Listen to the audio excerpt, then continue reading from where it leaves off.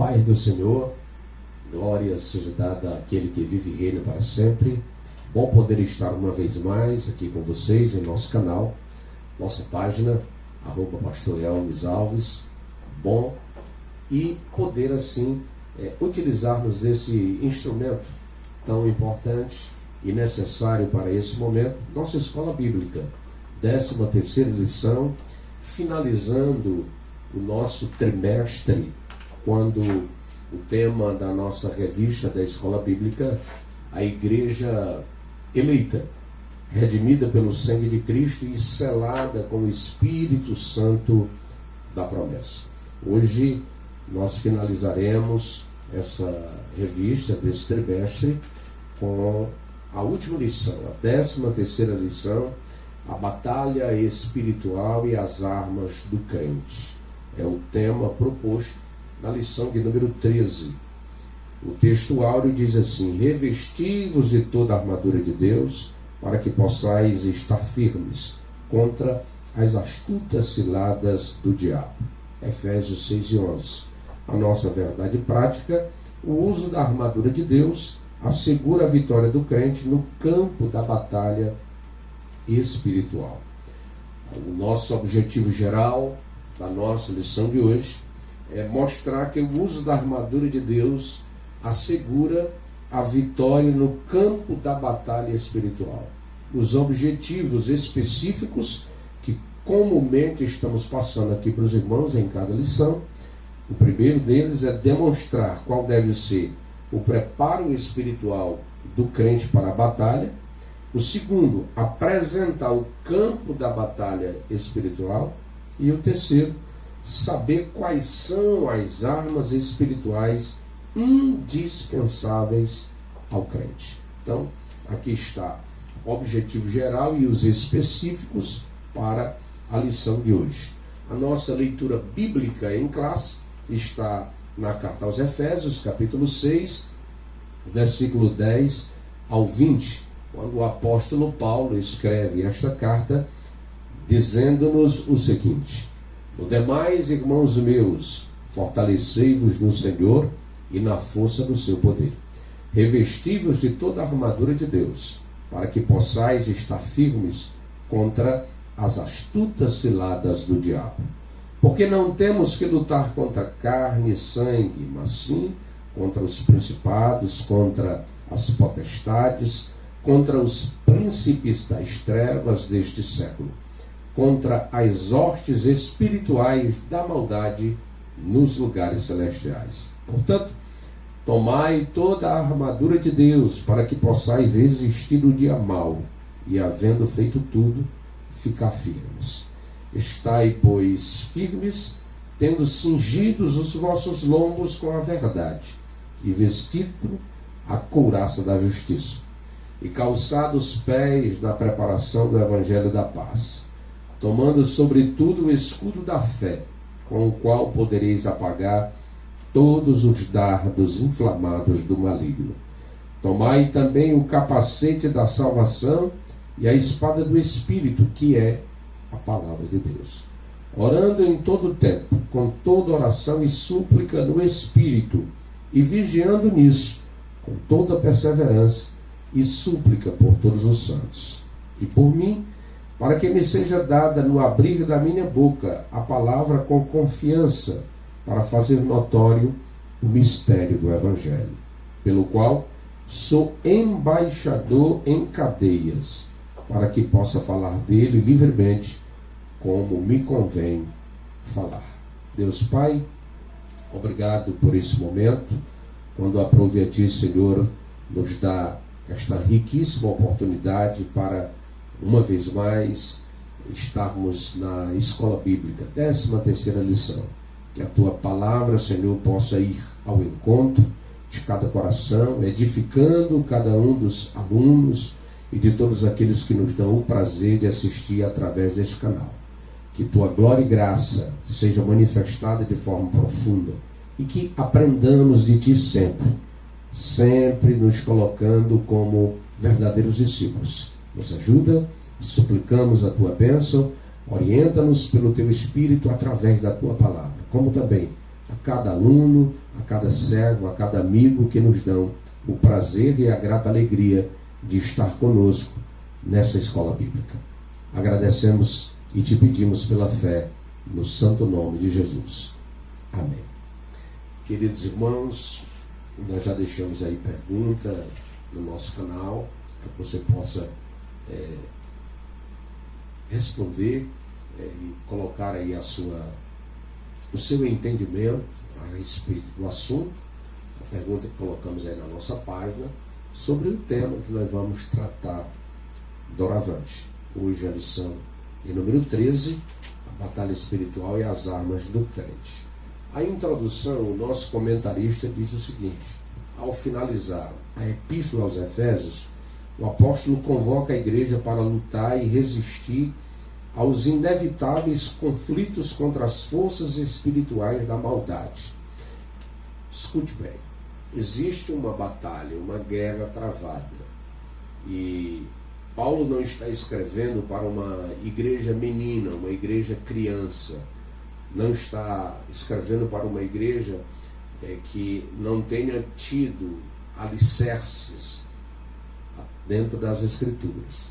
Ou seja, a igreja de Éfeso foi pastoreada pelo apóstolo João, foi pastoreada por Policarpo, né? E foi pastoreada por grandes homens, pais da igreja, e que trouxeram à mesma o equilíbrio doutrinário. Agora Paulo vem trazendo para a igreja em Éfeso um assunto importantíssimo. Ele finaliza esta carta a respeito desta luta, desta batalha, onde é travada. Nós não podemos, em hipótese alguma, deixar de analisar que as hostes infernais apresentadas pelo apóstolo Paulo, ele deixa isso claro, que essa luta é minha e é sua, não é uma luta de Deus, é uma luta do cristão. Ele diz a nossa luta, né? A nossa guerra, a nossa batalha, seja sua e minha. E essa batalha espiritual contra essas hostes infernais, é preciso que compreendamos que há uma ordem na desordem, ou seja, o inferno, com toda a sua sorte de incrementações e de poderio no sentido da maldade, no sentido de gerar conturbações, gerar toda situação adversa à vida do cristão e até para atrapalhar esse desenvolvimento ou deixar que venhamos dar crédito na verdade bíblica, ou seja, fazendo com que essa verdade seja deturpada, essa verdade seja colocada como meia verdade, né? E tantas outras formas que o inimigo ele gera para atrapalhar. É por isso que há uma ordem na desordem, ou seja, um aparelhamento infernal para gerar as conturbações contra a igreja do Senhor. E é por isso que o nosso comentarista ele deixa claro que nós precisamos lutar, resistir contra essas forças espirituais da maldade que são existentes. Eu já vi algumas pessoas dizer que o diabo não existe, né? E eu costumo sempre dizer que se ele não existe, alguém tomou o lugar dele, porque as ações do inferno, as ações infernais e diabólicas, elas estão aí, elas são patentes, há uma luta constante, né? E normalmente as suas ações é como o gato, né? Ele dá a unhada e esconde a unha. É como aconteceu lá no Éden, né? Ele traz a situação, ele gera a tentação e depois se esconde, depois ele sai de mansinho, sai de fininho, ou seja, não fui eu quem fiz isso, não fui eu que fiz tal coisa, mas ele também recebe o devido castigo pela forma como ele gera situações dificultosas na vida de Adão e Eva, os nossos pais, que por desobediência cometeram o pecado, e por causa disso a morte adentrou o mundo e trouxe-nos algumas circunstâncias um tanto quanto calamitosas. Mas, diante de tudo isso, o bom Deus provê um sacrifício vicário e expiatório do seu Filho, Cordeiro morto antes da fundação do mundo, conforme as Escrituras nos apresentam. Para quê? Para que possamos, na verdade, vencer, para que possamos, na verdade, ter um encontro especial com o Eterno Pai, porque Ele nos resgata, Ele nos tira da nossa vã maneira de viver, para vivermos dentro de parâmetros bíblicos, cristocêntricos, e que nos leve para uma vida cristã saudável, edificante, para o louvor da glória de Deus. Então, essa luta, a luta constante, a luta espiritual, onde ocorre. E Paulo fala que nessa batalha, a fim de que suportemos esses ataques e nos mantenhamos firmes na marcha contra o mal, os soldados de Cristo precisam se revestir de toda a armadura de Deus, que é o que nós veremos na lição de hoje, a lição de número 13, que vai falar sobre batalha espiritual e as armas do crente. Então, o primeiro ponto, ele tem como tema o preparo espiritual do crente para a batalha. Nesse primeiro ponto nós temos dois subtópicos. O subtópico primeiro, que é fortalecidos no poder do Senhor, e o subtópico segundo, que é vigilantes em toda a oração e súplica. Vejam bem sobre essa questão do preparo espiritual do crente para a batalha. É preciso que compreendamos o seguinte: a vida em si, a vida cristã em si, ela constitui-se de dias bons e de dias maus. Os dias bons são muito maiores do que os dias maus. Agora, existe o dia mau, né? E é tanto que Paulo vai deixar claro isso para a igreja aos Efésios, né? Que a gente precisa resistir no dia mau. A gente precisa resistir nos momentos dificultosos. E para que eu possa resistir no dia mau, eu preciso, na verdade, criar força em Deus e ter a graça de Deus no meu viver nos dias bons. Ou seja, que esses dias bons sejam uma preparação.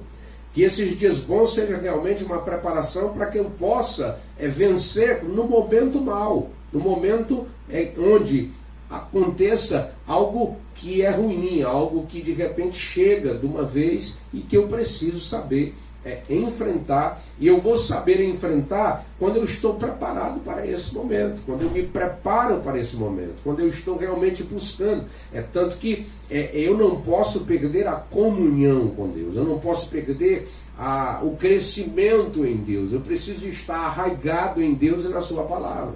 Então, é isso que eu preciso ter, compreensão. Glórias ao Senhor para todo sempre. Enquanto que muitos melhoram nesses dias bons, outros acabam fracassando, outros acabam, na verdade, não tendo realmente reservas guardado com suficiência e acabam não sabendo lidar com os conflitos, com as circunstâncias difíceis. É como está acontecendo hoje no momento de pandemia, né?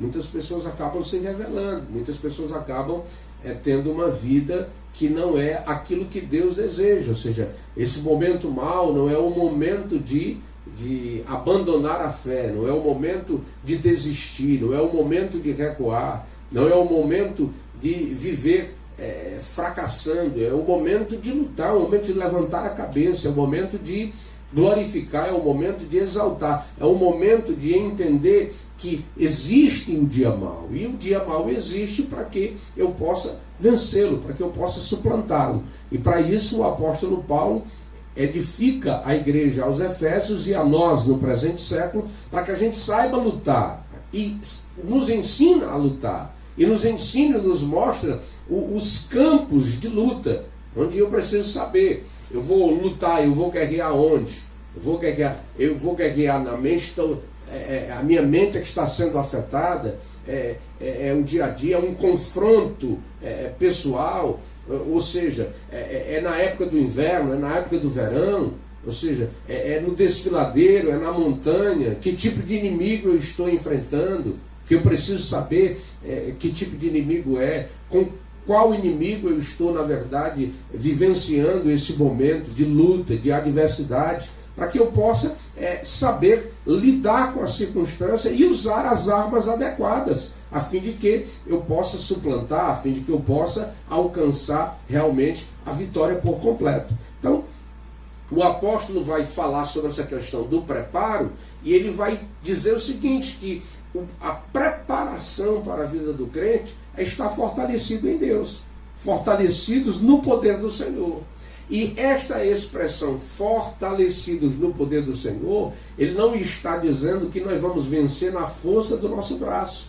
Ele não está aqui comentando, dentro do original do grego koiné, essa questão de fortalecidos no Senhor, é que este poder de fortalecimento é no poder de Deus. Eu preciso estar fortalecido em Deus, no Senhor, na graça dele, na palavra dele. Eu preciso estar alicerçado exatamente naquilo que ele deixou reservado, e não na minha própria força, e não no meu próprio entendimento, e não dentro daquilo que eu quero, que eu penso ou que eu acho, em hipótese alguma. Aqui, amados irmãos, é dependência de Deus. Fortalecer-se no Senhor é depender dele cada vez mais. Nunca esqueçamos a expressão joanina no capítulo 15, versículo de número 5, quando ele vai falar sobre a questão da videira verdadeira, ou seja, que nós somos os ramos dessa videira, e eu preciso estar em Cristo. E quem não está em Cristo, ou seja, nessa videira, ele será cortado, né? Então, nós somos os ramos, e ele disse que sem mim nada podeis fazer. É exatamente isso, ou seja, isso é fortalecimento no Senhor. Eu preciso estar em Cristo, eu preciso estar na palavra, eu preciso estar na fé, eu preciso estar na força do Senhor, eu preciso caminhar dentro dessa dependência. Até um hino que o cantor, acho que Marcos Antônio, ele louva a Deus, dependência eterna, é o título do hino, né? Então, sou eternamente dependente. Precisamos depender dele. E isso é fortalecer-se no Senhor. É tanto que ele vai dizer que a expressão na forma passiva, fortalecer-se no Senhor, indica que não temos poder em nós mesmos. Esse excelso poder nos é conferido pela comunhão com Deus em Cristo, por meio do Espírito Santo.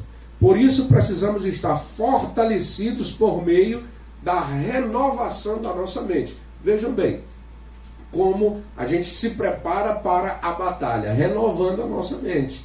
Uma renovação de mente, onde eu preciso estar compreendendo, crescendo na palavra de Deus. Eu não posso ser um cristão raquítico, eu não posso ser um cristão bitolado, eu tenho que ser um cristão que cresce, um cristão que está aberto para o aprendizado, aberto para o crescimento, aberto para esta renovação, ou seja, de glória em glória, de fé em fé, e buscando sempre em Deus as armas necessárias para poder vencer, para poder suplantar as adversidades. Aí, além da renovação da mente, queridos irmãos, que todos nós temos que entender, acho que esse é o maior campo de batalha. O maior campo de batalha na vida do cristão é a mente.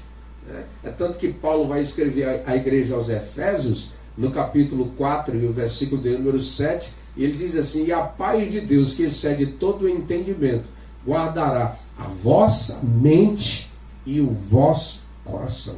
Ou seja, por quê? Porque tem muita coisa acontecendo aqui na mente. Salomão, na sua sapiência, vai dizer que maldição é como um passarinho que fica sobrevoando a nossa cabeça. Se ele pousar, ou seja, ele vai fazer ninho. Então, poderá, na verdade, acontecer alguma coisa dificultosa, porque você deu crédito, você acreditou, você se permitiu a isso. Mas, se ele sobrevoar e ele não tem ninho, ele não tem morada, então, nada vai acontecer. Por quê? Porque você tem consciência de que você é servo de Deus, é um filho de Deus, mal nenhum chegará à sua tenda. Portanto, o maior campo de batalha, na verdade, é na nossa mente. Então, Paulo vai dizer aqui em 4:8 de Filipenses, como a gente precisa, na verdade, comportar a nossa mente, ou seja, em que é que a gente deve pensar. Porque são muitos os pensamentos, não existe nenhum pecado em questão de pensamentos. Os pensamentos, eles vão e vêm o tempo todo. E às vezes pensamentos bons, às vezes pensamentos ruins. Mas Paulo vai dizer o que é que a gente deve pensar. O que é que a gente deve ocupar a nossa mente. Com o que precisamos ocupar? Eu preciso ocupar a minha mente com bons pensamentos, ou seja, com aquilo que tem boa fama, aquilo que tem louvor, aquilo que realmente é edificante, ler bons livros, ler a palavra de Deus, orientar-se pela mesma, certo? Ter bons amigos, ser criterioso com essa questão de relacionamentos, de amizades. Para quê? Porque uma má amizade já é um meio passo para uma vida pecaminosa. Portanto, queridos e amados irmãos, isso é renovação de mente, como também a vida de santidade, ou seja, temos uma vida de separação para Deus, uma vida de exclusividade para o Senhor, porque eu pertenço a um reino de reis e sacerdotes, e como sacerdotes do Eterno, eu tenho que me reservar para Ele, eu sou dele, eu sou uso exclusivo dele, eu vivo para a glória dele, quer eu coma, quer eu beba, quer eu faça qualquer coisa, deve ser feito tudo para a glória dele. Então, ele coloca aqui essa questão de preparação, renovação de mente e vida em santidade, para que eu seja cheio do Espírito Santo. Ser cheio do Espírito Santo. Então, a vitória não pode ser alcançada por outro meio. Conhecer as Escrituras sem a devida obediência, olha aí, conhecer as Escrituras sem a devida obediência. Tem muita gente, meus irmãos, que conhece as Escrituras. Quer um exemplo? O próprio inimigo, o próprio Satanás. Ele crê que estremece. Ele conhece a Bíblia muito mais do que vários teólogos que eu conheço. Ele conhece as Escrituras, mas ele não obedece. Ele é desobediente desde o princípio. Tem muita gente que conhece a palavra, mas não obedece a palavra, não vive a palavra. Está cheio de conhecimento, mas está totalmente contrário, porque não está em obediência àquilo que está revelado, àquilo que está escrito, aquilo que está direcionando a vida daquele que quer servir realmente ao Senhor. Às vezes até o afastado, o desviado da fé. Ele conhece muito de Bíblia, mas ele é desobediente, ele vive em desobediência. Portanto, é preciso, amados irmãos, estar em obediência. E não apenas ser um frequentador de culto, né? Que frequenta os cultos, mas não tem a genuína conversão, né? Não tem a genuína conversão. Então, ele está na organização, mas não, sabe? Tem gente que frequenta o culto, frequenta o templo, ele é um frequentador, ele está na organização, mas ele não faz parte do organismo. Por quê? Porque não está em obediência, não vive em obediência, não se converteu, não entrou no novo nascimento. O novo nascimento, ele acontece tanto de forma radical, instantaneamente, como também ele é progressivo. À medida que você caminha, à medida que você vai aproximando-se de Cristo, você vai ficando parecido com Ele. Ao ponto de você, às vezes, até dizer, não, eu nunca estive com Ele, como Pedro. Né? E, no entanto, as pessoas dizem, puxa, você pode dizer que não esteve, mas a sua voz lhe denuncia, a sua roupa lhe denuncia, como você se veste, como você se comporta lhe denuncia. Você é parecido com Ele, você se parece com Ele. Você fala, é como se a gente estivesse vendo Ele falar. Então, é exatamente isso, é novo nascimento, que é novo pensar, novo agir e novo falar. Então, entendamos e compreendamos esta verdade, porque frequentar cultos sem a devida conversão não é suficiente. Eu preciso estar em obediência. Né? O poder de Deus está disponíveis aos fiéis para pisar serpentes e escorpiões e toda a força do inimigo, como declara Lucas 10:19. Mas para que isso ocorra, eu preciso estar em obediência, renovando a minha mente e ser cheio do Espírito, como também viver em santidade. Então, aqui está, amados irmãos, o preparo espiritual do crente para a batalha, nesse quesito, fortalecidos no poder do Senhor. Aí nós vamos para o subtópico 2, que é vigilantes em toda a oração e súplica. Paulo vai enfatizar aqui a necessidade de uma vida cristã permeada pela prática da oração. Paulo, ele escreve a sua segunda carta em Coríntios, capítulo 2, versículo 11, e ele vai falar algo importante. Ele diz assim: nós não ignoramos os ardis de Satanás. Ou seja, ele é ardiloso, ele é, terrível, ele se utiliza, de todo engano, ele se utiliza de toda forma para gerar algo prejudicial para a vida do cristão, para a família do cristão, para o povo de Deus. Portanto, a gente não pode ignorar em hipótese alguma os ardis de Satanás. Paulo está nos ensinando. Quem é Paulo? É o homem que traz, na verdade, a espinha dorsal da doutrina cristã para a vida da igreja. É um homem que tem uma maturidade, tem uma experiência com Deus aprofundada. E ele escreve, usado pelo Espírito Santo, para mostrar essa realidade, que eu preciso estar vigilante na oração e súplica. Para que eu possa vencer, para que eu possa ter um nível de intimidade, para que eu possa crescer, para que eu tenha a orientação, para que eu continue em dependência, na dependência de Deus, na dependência da sua palavra, da sua graça, para que eu possa tomar decisões acertadas, para que eu possa viver dentro de parâmetros que glorifique, exalte, bendiga o nome dele, eu preciso estar em oração. O que é a oração? É uma comunicação, é uma fala, é um diálogo. E quando eu dialogo, quando eu estou a me comunicar com o Senhor, eu tenho da parte dele a orientação através da sua palavra com o seu Santo Espírito, para que a gente possa vencer. Entenda o seguinte, que um rio só se torna mar quando ele aprende a contornar as dificuldades, as montanhas, as situações contrárias, onde ele não pode passar por cima, ele contorna. Então, o cristão, da mesma forma, a vigilância do cristão, a oração do cristão, a súplica do cristão, é exatamente isso. Existem coisas que são muito maiores do que nós. É só a gente olhar para a Bíblia Sagrada. Josafá amanhece o dia e vê exércitos inimigos e ele reconhece, ou seja, a nossa força é pequena, eu sou rei, eu tenho um poder bélico, eu tenho soldados, eu tenho arco, flechas, eu tenho aqui uma série de coisas que poderia, na verdade, fazer com que eu me tornasse vencedor. Mas diante do inimigo que está aí na minha frente, rodeando Judá, nós somos insignificantes, nós vamos se acabar. Nós vamos ser destruídos porque não temos poder bélico para poder combater o inimigo. Mas ele diz o seguinte: a força é pequena, mas os nossos olhos estão postos em Deus. Ou seja, a minha fé, eu creio num Deus que pode mudar a circunstância. Eu creio num Deus que pode mudar esse momento. Eu creio num Deus que pode agir em meu favor. E o que foi que Josafá fez? Orou. A oração, ela nos ajuda em todo o tempo para combater. Não é possível entrar em combate sem a cobertura tão preciosa dessa arma espiritual chamada oração.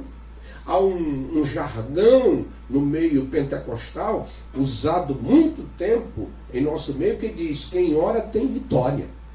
E é uma verdade. Quem ora tem vitória. Quem ora tem direção. Quem ora tem comunhão com Deus. Quem ora está afinado com o Todo-Poderoso e tem a direção correta para saber, na verdade, se posicionar e se colocar dentro de um posicionamento onde ele possa escapar e chegar do outro lado. Então, a expressão paulina aqui aos Efésios, no capítulo de número 6, versículo 18, quando diz: orando em todo tempo. Orando em todo tempo. Não é só um momento só, em todo tempo. A oração, ela faz parte da vida cristã. Eu preciso estar em oração. É tanto que Paulo, quando vai escrever em 1 Tessalonicenses, capítulo 5, se não me engano, versículo de número não sei se é o 17 ou 19, que ele diz: orai sem cessar.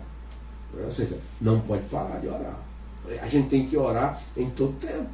A gente tem que estar em oração, viver em oração, sabe?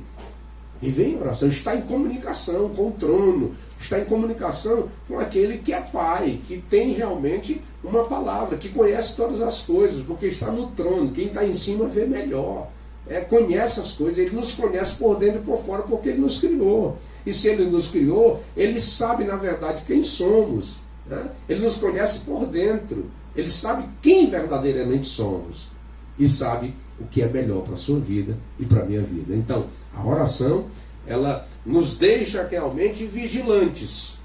Vigilantes. Tanto o Senhor Jesus, ele ensina aos discípulos, né, orar e vigiar. Para quê? Para a gente não entrar em tentação, né? Então, as duas coisas, nenhuma coisa caminha sozinha. São os dois remos na água. É como uma canoa. Numa canoa, só com um remo, você não vai a lugar nenhum. Você tem que estar com os dois remos na água para poder, na verdade, ir, avançar e chegar a um objetivo, a um alvo. Então, da mesma forma, a oração e vigilância, né? Ah, pastor, o fulano caiu. Eu gostava tanto de orar, mas não vigiava. Ah, pastor, fulano vigiava tanto, mas não orava. Então, tem que orar e vigiar. As duas coisas precisam estar juntas. Então, significa clamar pelo favor divino em qualquer circunstância e oportunidade, né? Esse clamor deve estar acompanhado de vigilância, pois esta preserva o crente das astutas ciladas do inimigo. Isaías capítulo 59, versículos 1 e 2, vai dizer o que faz separação entre Deus e nós é a iniquidade.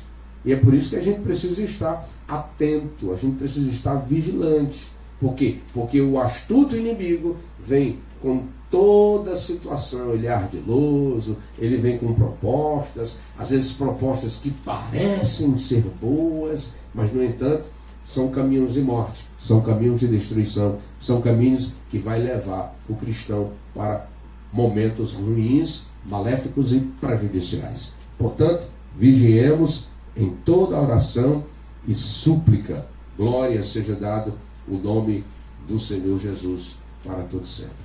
Faça como Davi, Salmo 119, versículo 11, né?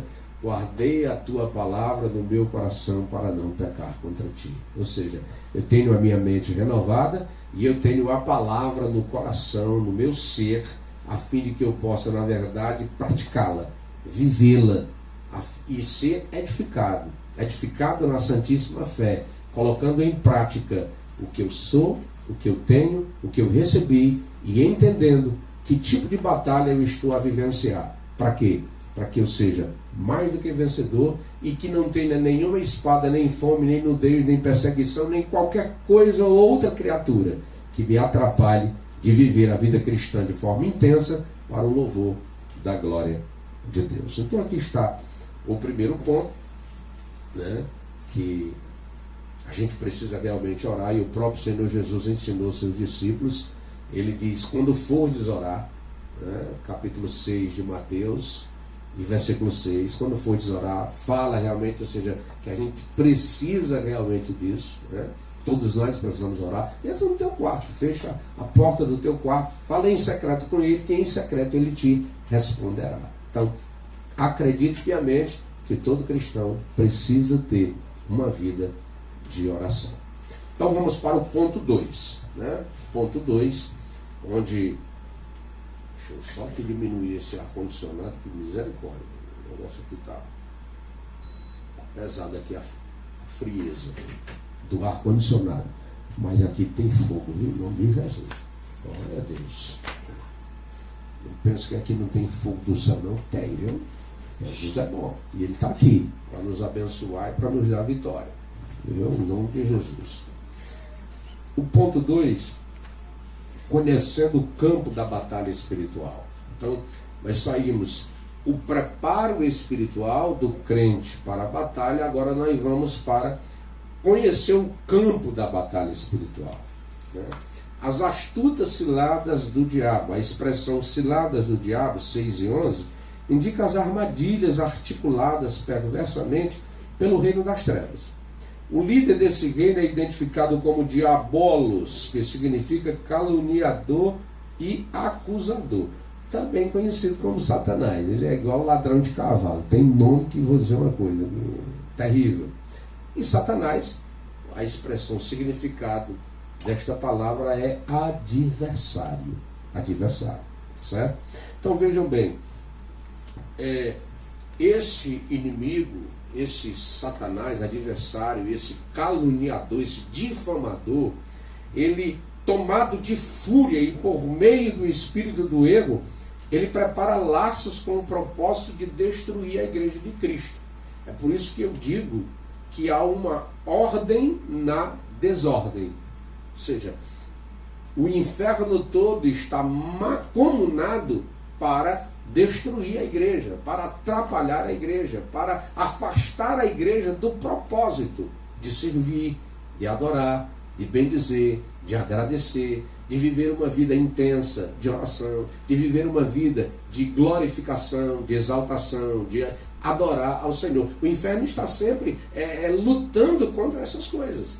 E eu preciso estar atento contra essas questões. Então, essas astúcias do inimigo, declara aqui o nosso comentarista, que a primeira coisa que ele vai fazer, ou seja, é confundir a mentira com a verdade. Presta atenção, confundir a mentira com a verdade. Não foi assim que ele fez lá no Jardim do Éden? Ele confundiu Eva e automaticamente confundiu Adão, ou seja, usando de mentiras, de palavras subversivas, para que eles pudessem, na verdade, deixar a verdade incompleta, com meias verdades. E acabaram, na verdade, adentrando numa situação muito comprometedora. Por quê? Porque desobedeceram, entraram em desobediência. Né? Satanás chega e foi assim que Deus disse, não foi assim não. Ou seja, ele usa a mentira para confundir a verdade. Para confundir a verdade. Não, tudo que Deus disse, meu irmão, creia. Isso me faz lembrar do pastor Eulálio, de saudosa memória, lá em Itapajé. Ele ministrou no culto de doutrina acerca de Jonas. Né?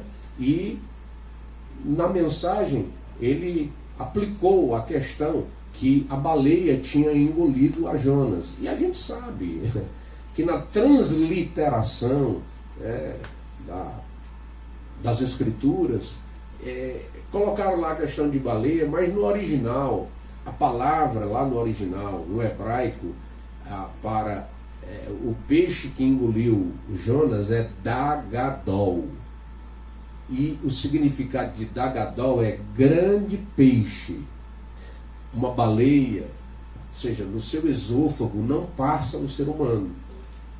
O esôfago dela é muito estreito para passar um ser humano. Foi usada a baleia porque era um grande peixe, apenas na transliteração. Agora, existem peixes no mar, olha, que engole não é só um homem, não, engole 3 homens de uma vez só. Por exemplo, um mero de 500 quilos, a boca dele tem capacidade de engolir de 2 a 3 homens de uma vez só. Ele, além de ter uma bocarra enorme, ele tem um esôfago que passa tranquilamente 3 homens. Certo? Um peixe chamado mero. Imagine outros monstros marinhos que às vezes a gente nem conhece, por viver em águas tão profundas. Portanto, vejam bem, o pastor Eulálio estava ministrando e falou que a baleia tinha engolido Jonas. Aí quando ele saiu do culto, tinha sempre um amigo que o ouvia, a sua homilia.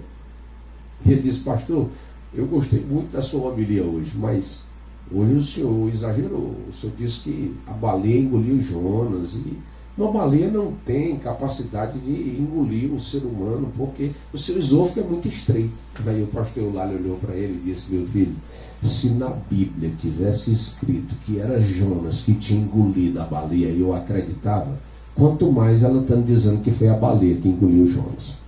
Essa foi a resposta do pastor Eulálio. Ou seja, ele cria tão profundamente no que está escrito, no que está revelado, que ele, nada e lhe tiraria daquele propósito. E é exatamente isso, não? Deus falou está escrito, está revelado. O inimigo vem com historietas, vem com meias verdades. Meu irmão, repreenda na autoridade do nome de Jesus. Ou seja, é um campo de batalha espiritual. Ele vai tentar, na verdade, lhe conduzir para um caminho de meia verdade. E Deus não tem meias verdades. Deus é a verdade. Eu sou o caminho, eu sou a verdade, eu sou a vida, e ninguém vem ao Pai a não ser por mim, disse o Senhor Jesus.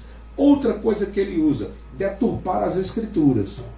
Que é isso que Paulo escreve à igreja aos Gálatas. Ele fala para a igreja aos Gálatas que viriam outros com outro evangelho. Que outro evangelho é esse? É esse evangelho aqui. Mas um evangelho deturpado. Um evangelho que não é o legítimo, não é o verdadeiro, com meias verdades. Um evangelho mentiroso, um evangelho que não é da graça, que não é de poder, que não é de autoridade. Então, Paulo menciona para a igreja aos Efésios sobre o outro evangelho, que é isso exatamente que o inimigo faz, é um campo de batalha. Hoje não se viu tantas coisas, irmãos, na rede, pessoas com ensinamentos fraudulentos, ensinamentos contrários, ensinamentos que não é o que a Bíblia diz, o que a palavra nos diz. E a gente precisa ter muito cuidado para não ser orientado por pessoas que não têm realmente o conhecimento de Deus e que querem levar o engano, querem levar a mentira. E a Bíblia vai nos ensinar que nos últimos dias teríamos mestres de si mesmos, homens amantes de si mesmos, homens, voltados apenas, para si próprio. Para si próprio, não estão preocupados em guiar, em verdadeiramente orientar segundo o que está escrito, segundo o que está revelado. Portanto, tenhamos cuidado com aqueles que deturpam as Escrituras, porque é uma forma maligna de atrapalhar a igreja e de atrapalhar a vida cristã. Outra questão, dissimular e induzir a dissimulação. Dissimular e ainda induzir as pessoas a serem dissimuladas. É uma ação do inimigo, certo? É uma ação do inimigo. Falsos sinais. Falsos sinais. Existem sinais, existem milagres, existe uma ação do Espírito Santo, sim. Mas o inimigo, se utiliza de falsos sinais. Lembra lá no Egito? Lembra lá do Egito? O Moisés pega a vara e transforma em serpente. Aí Faraó disse, não, mas aqui eu também tenho um mágico também que faz essas coisas. Aí já foi lá e criou também lá, serpentes com magia. Só que a vara de Moisés vai lá e engole essas serpentes. Ou seja, alto lá, quem tem autoridade e soberania nessas coisas aqui é o verdadeiro Deus, é o verdadeiro Senhor. Não nos utilizemos, amados irmãos, de coisas falsas, Eu não preciso, em hipótese alguma, de ajudar, de dar uma ajudinha a Deus, ao Espírito Santo. Amados, o Espírito Santo, ele sabe fazer, sabe trabalhar, e ele realiza quando quer, da maneira que quer, da forma que quer. Ele é Senhor, ele opera, ele ainda opera maravilhas. Não tenhamos cuidado com os falsos sinais. Outra forma que o inimigo se utiliza, fazer acusações. Fazer acusações.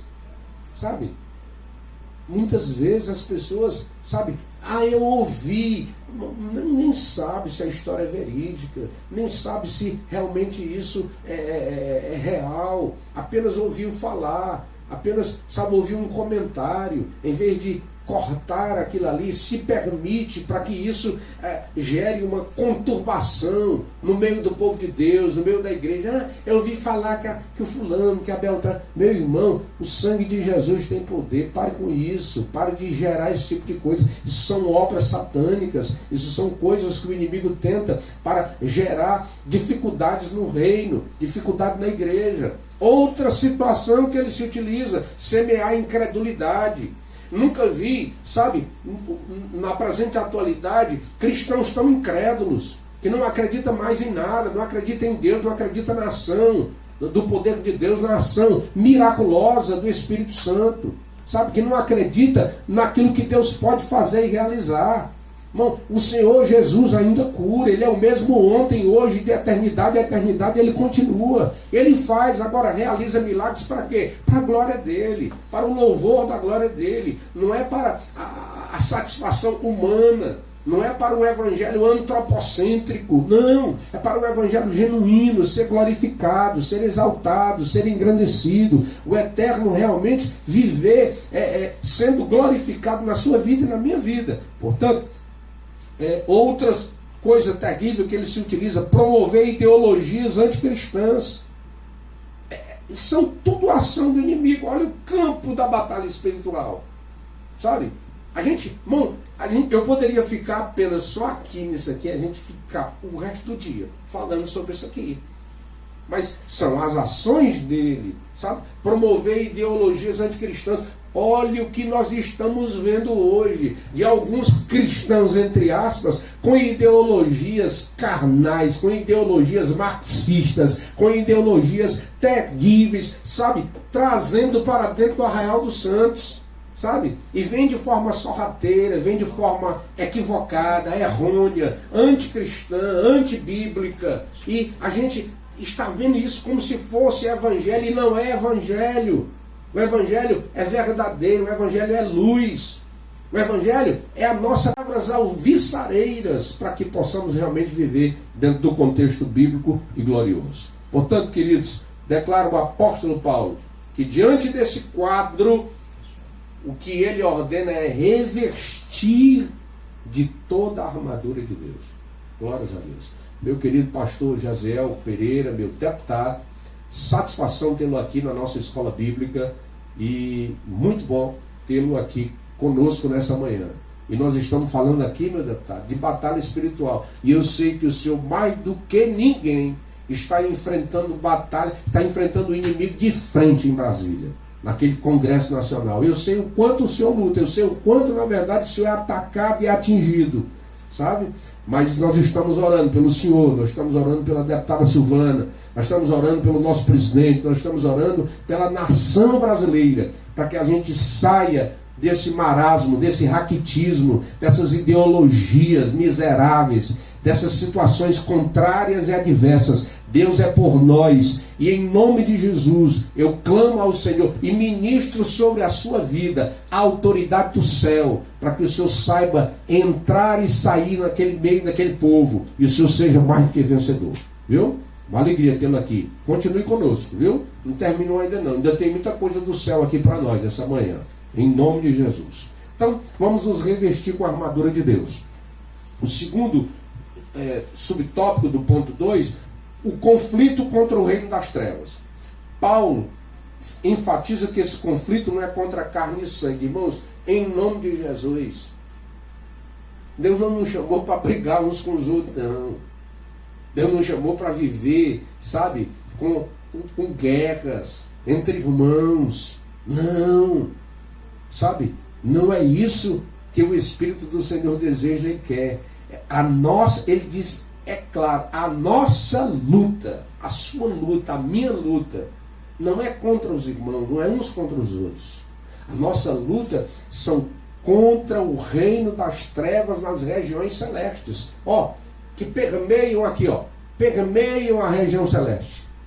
Então, na região celeste nós temos aqui inimigos, inimigos que estão aqui tentando atrapalhar a nossa oração, não deixar a nossa oração subir até o trono da glória de Deus. Lembra de Daniel?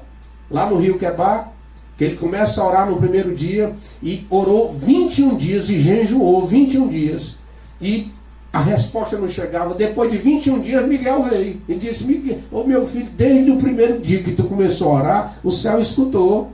Mas há um inimigo aqui na região celeste atrapalhando. Eu guerriei aqui com ele. Eu tive que chamar aqui miríades de seres angelicais para que pudesse, na verdade, combater. Então, meu irmão, não chegou ainda a tua vitória, a tua bênção. Tem uma guerra. E nessa guerra você precisa lutar, você precisa guerrear. E a sua luta é contra essa hoste infernal. A sua luta é contra esses principados, essas potestades, esses tronos que estão, na verdade, tentando atrapalhar a sua vitória. Mas Deus é maior. Deus é maior. Deus vai lhe dar vitória. Deus vai abençoar a sua vida, vai abençoar a sua casa. Você já é um homem abençoado, uma mulher abençoada. Você já é um cristão abençoado. Tem uma luta, tem uma guerra. Mas nesta guerra, declara o apóstolo Paulo escrevendo aos Romanos, somos mais do que vencedores por aquele que nos amou. Portanto, queridos, essas declarações indicam que essa batalha, ela não é física, mas travada no mundo espiritual. O conflito é contra hortes que, debaixo da autoridade do diabo, mantém os homens na escuridão. Os homens ficam na escuridão, ficam, sabe, se conduzindo, sabe, por projetos infernais. Por projetos infernais. E macomunam, sabe, tramam, fazem todo tipo de situação para fazer com que a igreja não ande, né? Se utilizam de toda situação, se utiliza de toda manobra para tentar, na verdade, parar a igreja. Mas eu quero dizer para você que nesse cenário do campo de batalha, nós como soldados de Cristo precisamos ser espirituais. Eu não preciso espiritualizar tudo, mas existem coisas que nós precisamos compreender, que há batalhas espirituais. Sabe, batalhas espirituais. Ideologias no Brasil é uma batalha espiritual. E você precisa guerrear, você precisa lutar, você precisa, sabe, combater, você precisa ir para a luta, em oração, em guerra, clamar para Deus dar graça, para Deus, na verdade, usar, sabe, as autoridades constituídas que temem a Deus, que podem verdadeiramente ir por este caminho, caminho de fé, caminho onde a gente possa vencer essas coisas ruins, maléficas, prejudiciais e tanta coisa ruim que acontece. Portanto, ao mesmo tempo, sabe, que ele é um soldado espiritual, ele se revela dentro da natureza pessoal do conflito, e ele entende que acontece tanto na área individual como na área coletiva, esses conflitos, certo? Tanto individualmente como coletivamente. Por quê? Porque são lutas, são situações adversas que vêm. E é o reino das trevas tentando, na verdade, se estabelecer. Eu lembro-me das palavras de João, que o Espírito Santo coloca, capítulo 12 de Apocalipse. Ai da terra, porque o diabo desceu a ela. Olha que coisa terrível. Sabe? E João disse, eu vi o diabo descer do céu como um raio. O que é um raio? Raio tem um poder destruidor. No período do inverno, aqui no nosso sertão, um raio, quando pega numa carnaúba, ele racha ela de cima e embaixo. Sabe? Torra ela, parte ela em banda. Porque é uma descarga elétrica muito forte. O diabo é terrível, ele tem poder, mas o nosso Deus é todo poderoso. E como é que a gente vence? Irmãos, a Bíblia é clara. Resista a ele na fé, e ele vai fugir de você. Paulo vai escrever aos Efésios, não dê lugar a ele, não dê lugar ao diabo. Paulo vai escrever a Coríntios, não ignoramos os ardis de Satanás. Então, eu preciso, na verdade, compreender que ele é astuto e que esse conflito é um conflito, na verdade, que pode ser individual como pode ser coletivo. E aí a gente vai para o terceiro subtópico, que fala sobre as agências das potestades do ar.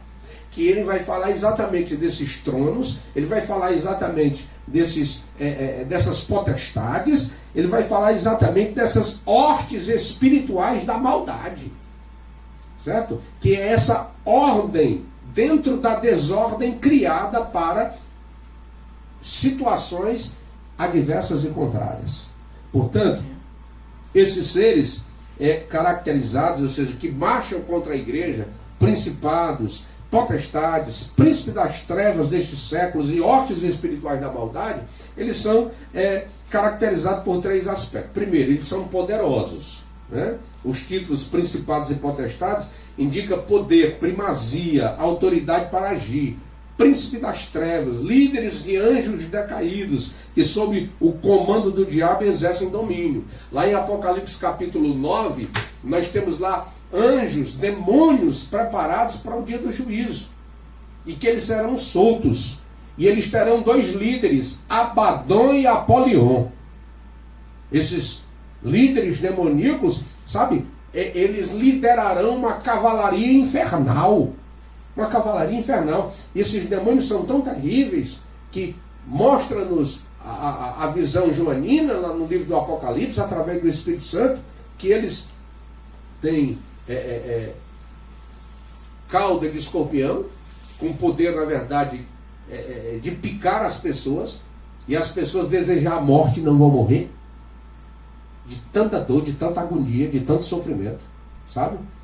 Terão, na verdade, cabeça de homem, dentes de leão, cabelo de mulher.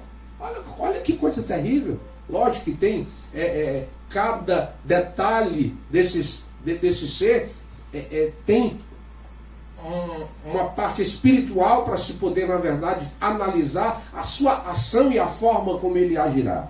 Agora, vejam bem, esses demônios, a liderança desses demônios, e são uma cavalaria infernal. Lá no capítulo 9 vai dizer a quantidade desses demônios que serão soltos, que estão presos em abismos. Então, preste atenção, eles são poderosos, eles são malignos. Esses agentes formam as hostes espirituais da maldade. Refere-se a demônios que empregam seu poder destrutivamente para o mal. Sabe? Existem pessoas malignas, existem pessoas com um coração mau, existem pessoas que, assim como esses demônios, têm ações terribilíssimas. Mas eu quero dizer que o bom Deus ainda está com a igreja. O bom Deus ainda está com o Senhor. Estamos protegidos. Declara o salmista no Salmo 124: se o Senhor não estiver ao nosso lado, ora diga Israel, os nossos inimigos já nos teriam engolido vivos. Declara lá no Salmo que o laço do passarinheiro quebrou e nós escapamos. Então você está aí dando glórias. O Senhor lhe chamou, lhe comissionou. Então levante a cabeça. O Senhor vai lhe dar vitória. Não temas afrontas do inimigo. Deus é por você, Deus é com você, Deus luta por você. Ele só quer que você se posicione, você conheça esse ambiente em que você está lutando, onde você está lutando, se é no inverno, se é no verão, se é no desfiladeiro, se é na montanha, se é na família, se é no trabalho, porque existe uma guerra, mas nesta guerra você é mais do que vencedor. Olha como é que esses inimigos são, eles são astutos também, são cheios de sutilezas e maquinam a queda da igreja. Não derrubarão nunca. As portas do inferno não prevalecem contra a igreja do Senhor, apesar de que eles querem destruir a igreja, querem calar a igreja, querem amordaçar a igreja. Não quer que a igreja fale nada, não quer que a igreja denuncie pecado, não quer que a igreja, mostre a verdade através das Escrituras. É isso que eles querem. Por quê? Porque usam de astúcia, usam de engano, usam de falácias, usam de situações as mais maquiavélicas possíveis. No entanto, nós conhecemos as suas sutilezas. Nós conhecemos as suas sutilezas e como ele chega de mansinho, né? Chega querendo agradar, mas no entanto, no íntimo, ele quer lhe destruir. Sabe o que é que eu gosto de comparar? É com o homem do campo que cria suas galinhas, né? Ele fica chamando as galinhas para dar milho.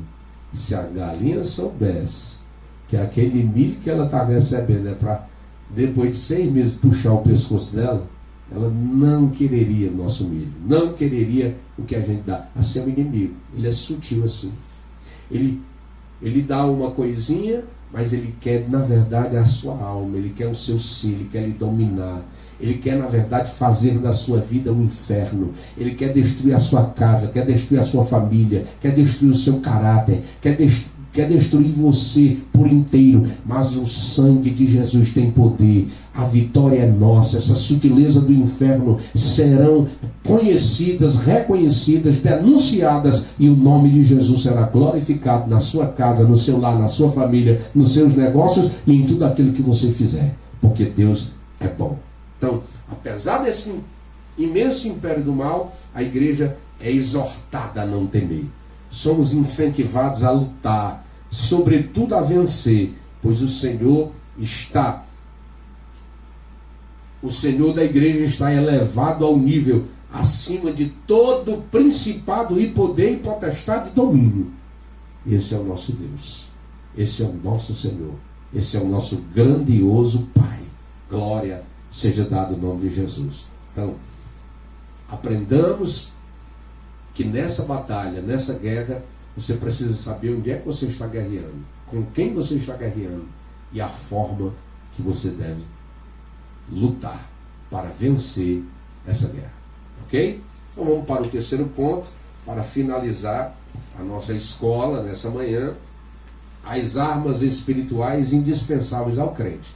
A lição de hoje é uma lição riquíssima, belíssima, uma lição que não tem como a gente, ou seja, falar sobre toda essa batalha espiritual em apenas uma hora de aula. Eu preciso muito mais do que isso. Eu preciso, trazer informações. Nós estamos aqui sintetizando tudo aquilo que é importante, a fim de que você seja edificado, fortalecido e possa se aprofundar cada vez mais nesta matéria que é tão importante. Então, o terceiro ponto, as armas espirituais indispensáveis ao crente.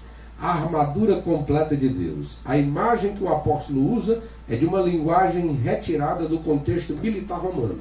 A expressão toda armadura traduz o termo grego panóplia, que significa a armadura completa de um soldado fortemente armado. Na carta, a orientação não é para usar armas próprias, mas tomar o equipamento dado por Deus, resistir bravamente e marchar contra as potestades do ar. Não esqueça que Paulo era um soldado romano. E como soldado romano, ele sabia muito bem o significado de uma armadura e da importância da armadura no combate. Então, ele utiliza-se da armadura que era utilizada no campo de batalha no sentido físico e ele traz para o reino espiritual. Lembrando que agora o cristão não tem que usar uma armadura física, mas uma armadura espiritual. E aí, queridos, ele vai falar dessas armas indispensáveis de defesa. Ele vai falar das armas de defesa. Aí ele diz que, em primeiro lugar, eu tenho que estar com os meus lombos cingidos com a verdade. Aqui fala de mobilidade, né? A armadura, né? Os lombos, eles precisavam estar cingidos, mas ele tinha que me deixar que eu pudesse, na verdade, ter mobilidade para poder combater, tanto para atacar como para me defender. Então, qual é a arma correta para a gente se defender do inimigo? Verdade. Verdade. A verdade dita no tempo, a verdade em amor, a verdade com graça, a verdade onde você reconhece o que é, o que deixou de ser, o que precisa fazer, o que deixou de fazer. Verdade. A verdade. Sabe? A integridade do soldado está exatamente nesse quesito chamado verdade. Sabe? Verdade. Eu gosto de Davi. Porque Davi, ele cometeu seus erros. Mas quando ele era confrontado por Deus, ele dizia, é verdade. Eu errei, eu pequei. E aí ele salmodia, lava-me, purifica-me de todas as minhas iniquidades. Cria em mim um coração reto, inabalável. Porque torna a dar-me novamente a alegria da tua salvação. Porque é um coração quebrantado e contrito. Tu não rejeitas, ó Deus. Davi, ele reconhecia os seus erros, reconhecia as suas práticas. E o que é isso? Verdade. Verdade. Soldado de Cristo, a defesa dele, a arma dele é cingir os seus lombos com a verdade. Outro, vestir a couraça da justiça. O que era a couraça? Era uma malha impenetrável. Uma malha impenetrável de proteção aos órgãos vitais. Coração, fígado, né? Fígado é aqui mesmo, do lado direito? Fígado é aqui. Fígado é aqui do lado direito. Aqui. Bem aqui, exatamente. Certo? Fígado aqui, vesícula aqui do lado direito. Certo? E nós temos os nossos rins, que é a parte de trás. Né? Os dois lados, parte de trás, nós temos os rins. Isso é um pouco de anatomia. Né?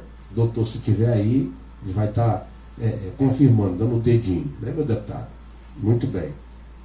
O doutor Jazel é médico, né? E um excelente médico. E eu agradeço a Deus pela vida dele. Portanto, a gente precisa vestir a couraça da justiça, que vai proteger os órgãos vitais. A justiça, a ação, agir com justiça, amados irmãos, isso é uma bênção, uma verdadeira bênção. A justiça de Cristo é a retidão do soldado no campo de batalha. A gente precisa usar da justiça do Senhor, uma ação de justiça. Está errado, está falando errado, de forma errada. Então, você tem que ser justo. Você tem que ser justo. Você tem que dar razão ao que é verdadeiro. Você tem que dar razão àquilo que realmente vai ser bom, vai ser benéfico. Então, é a arma espiritual indispensável para o cristão. Calçado os pés na preparação do Evangelho da Paz. Então, confeccionada em couro, a meia bota, que era usada da parte da armadura, ela tinha solas cravejadas para dar estabilidade. Então, refere-se o quê? A firmeza que o Evangelho proporciona, a prontidão do soldado em testemunhar de Cristo. Então, calçados os pés na preparação do Evangelho da Paz. Então, o Evangelho, a ministração, o ensino, não é para gerar desequilíbrio, não é para deixar a gente fanático, doido, maluco, abestalhado. O Evangelho é para esclarecer, é para mudar a nossa vida. O Evangelho são notícias alvissareiras, são boas novas. O Evangelho não é para, causar situações em que deixa a pessoa doida, deixa a pessoa maluca, fazendo coisas doidas, sem sentido. O Evangelho, amados irmãos, traz equilíbrio para a nossa vida. Equilíbrio. Calçar os pés na preparação do Evangelho da Paz. Tomando sobretudo o escudo da fé, que era longo, retangular, certo? Feito de madeira e couro, e o escudo protegia o corpo inteiro de dardos incendiários. Então refere-se à fé inabalável em Deus, que detém a eficácia das calúnias, dúvidas e rebeliões disparadas pelo diabo. São dardos inflamados do maligno. É com a fé. É com a fé. Sabe? Com fé. Com fé. Agindo com fé. Agindo por fé. Sabe? Apesar que a fé não é de todos. Mas, se você não tem, peça a Deus que Ele dá. Ele abre, sabe, essa oportunidade para que você tenha fé. Então, vem para o capacete da salvação, que é pesado, resistente, fabricado com bronze ou ferro, e o capacete servir de proteção para a cabeça. Então, eu tenho que ter certeza da salvação que já recebemos em Cristo, e convicção plena da salvação no último dia. Ou seja, capacete da salvação, convicção das coisas eternas, convicção de quem eu sou em Cristo, convicção de que em Cristo eu sou uma nova criatura. Em Cristo eu sou mais do que vencedor. Em Cristo a vitória é certa. Em Cristo o bom Deus me ajudará. Então, é a convicção que nós precisamos ter e que se faz necessário para a batalha. É indispensável. Então, aqui finalizamos o segundo ponto. Agora vamos para o terceiro e finalizar nossa escola de hoje, que é a imprescindível arma ofensiva, que é a espada do Espírito. Essa é maravilhosa por demais, né? A única arma disponível tanto para a defesa como para o ataque. O termo grego para ela é machaira, identificada como espada curta. Isso significa que o combate é pessoal e o enfrentamento é diário e acontece corpo a corpo. A espada do Espírito é identificada como sendo a palavra de Deus, inspirada e penetrante. Ela deve ser usada tanto para resistir à cilada do diabo, quanto para derrubar as fortalezas de Satanás. O inimigo está escrito. E vejam que Satanás, ele usa a palavra para tentar derrubar Jesus. Mas o Senhor usa a palavra para vencer as astúcias de Satanás. Nada podemos contra a verdade, a não ser a favor da verdade, declara o apóstolo Paulo. Uma verdade é vencida com uma verdade maior, né? A verdade de Pedro não é a verdade de Jesus. Jesus é a suprema verdade. É a suprema verdade. A Pedro disse, e Jesus disse o quê? Jesus disse isso. A verdade de Cristo sempre será maior. A verdade de Deus, a verdade da graça, a verdade da glória, a verdade celestial, a verdade que o Senhor confirma. Então nada podemos contra a verdade a não ser a favor da verdade. Usemos a palavra, vençamos com a palavra e estejamos firmes na palavra. E eu concluo a nossa lição de hoje dizendo o seguinte, que a vitória da Igreja de Cristo contra as forças do mal é garantida pela sobre-excelente grandeza do poder de Deus. Os ardis de Satanás não podem ser subestimados, porém, o reino das trevas não deve amedrontar o cristão. A Escritura convoca o salvo a combater e a vencer as potestades do ar, revestido com a armadura de Deus.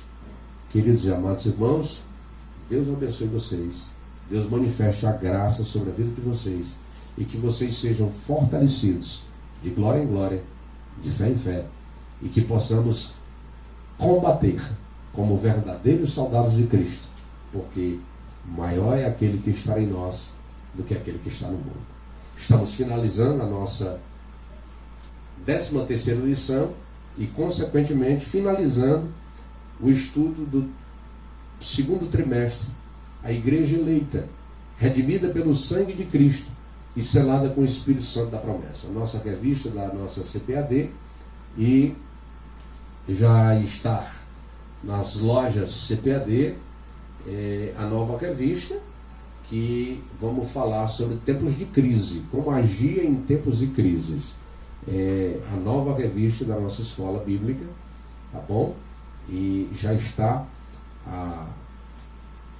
em todo o Brasil, já pronta para ser distribuída para todos os irmãos. Aqueles que desejam sua revista, procure nosso irmão Raimundo Gomes, nosso irmão Ayrton, seu supervisor de congregação, a fim de que a gente possa fazer o pedido das nossas revistas e termos aqui, na próxima semana, a primeira lição da nossa do 3º trimestre de 2020. Deus abençoe, que a graça de nosso Senhor e Salvador Jesus Cristo, o grande amor de Deus nosso Pai, a comunhão, as consolações e as intercessões do doce Espírito Santo seja sobre a tua vida desde agora e sempre. Amém. Deus abençoe. A paz do Senhor. Muito bom dia.